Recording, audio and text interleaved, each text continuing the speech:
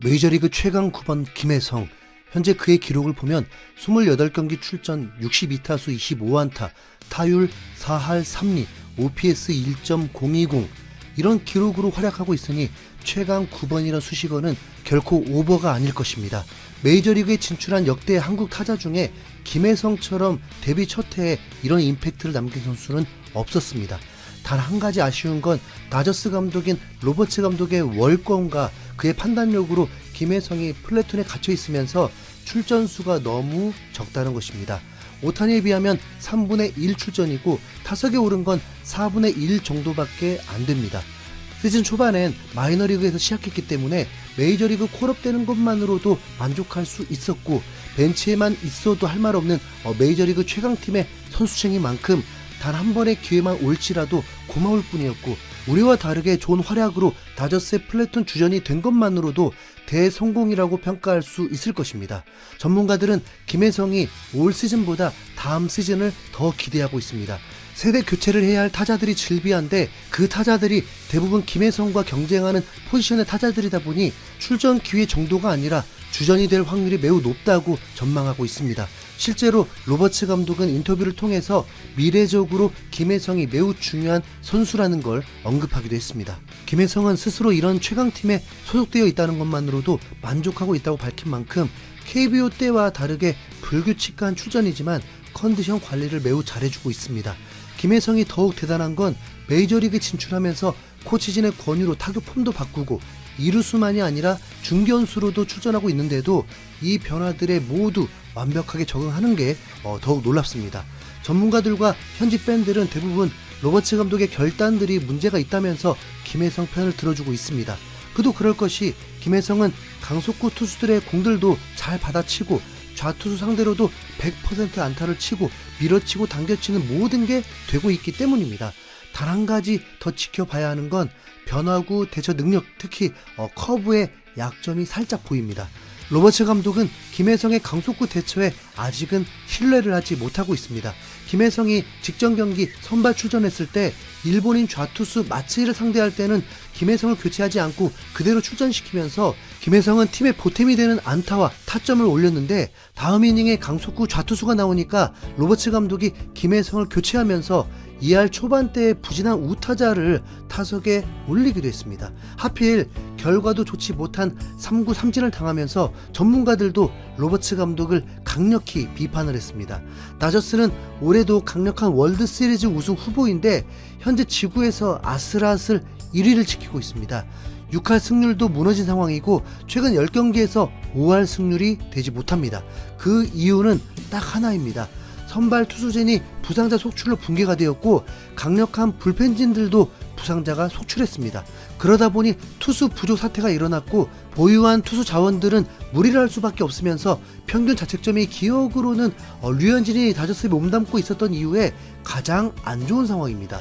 팀 평균 자책점이 4.20입니다. 그럼에도 1위를 달리고 있는 건 오로지 타격의 힘입니다. 이정우가 소속된 샌프란시스코 자이언츠와 샌디에고의 게임차가 거의 나지 않을 정도로 박빙인 상황. 오타니는 선발 투수들이 돌아올 때까지 버틸 수밖에 없다고 했습니다.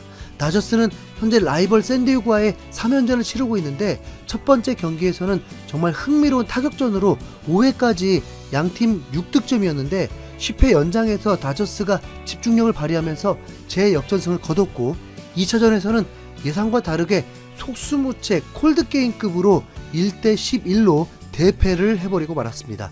하필 이 경기에 샌디에고 투수가 우투수였는데도 김혜성을 선발 출전시키지 않았고 결과도 최악이었습니다. 이 라이벌전에 위닝 시리즈를 만든다는 건 매우 중요했고 이 경기에 김혜성이 2루수 9번 타자로 선발 출전하게 되었습니다. 9번 타자로서의 아쉬움은 딱 한 가지입니다. 한 경기에 돌아오는 타수가 적다는 것이죠. 로버츠 감독이 언제든 교체할 준비까지 하다 보니까 2번 아니면 3번이라고 보면 됩니다.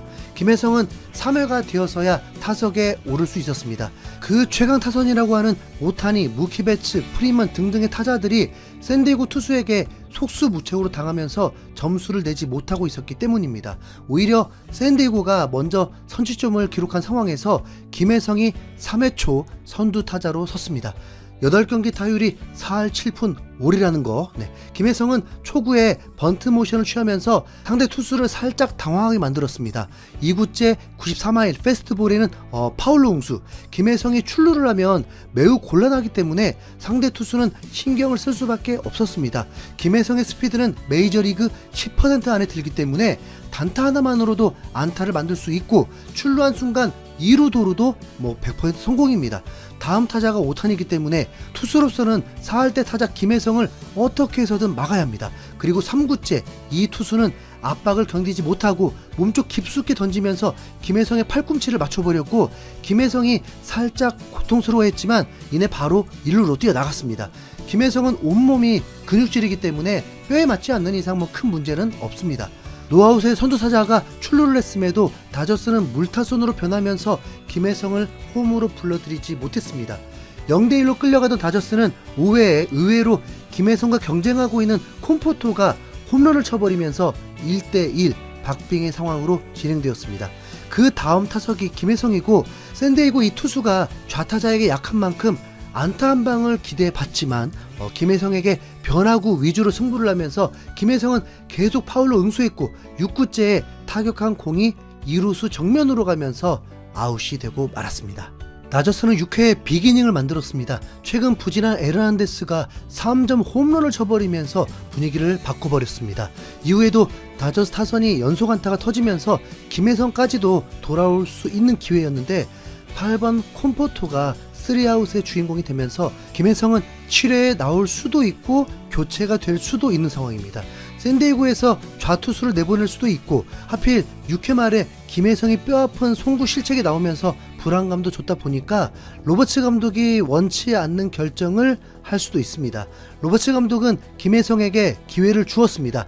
좌투수 마츠히를 올렸는데도 김혜성을 교체하지 않았습니다.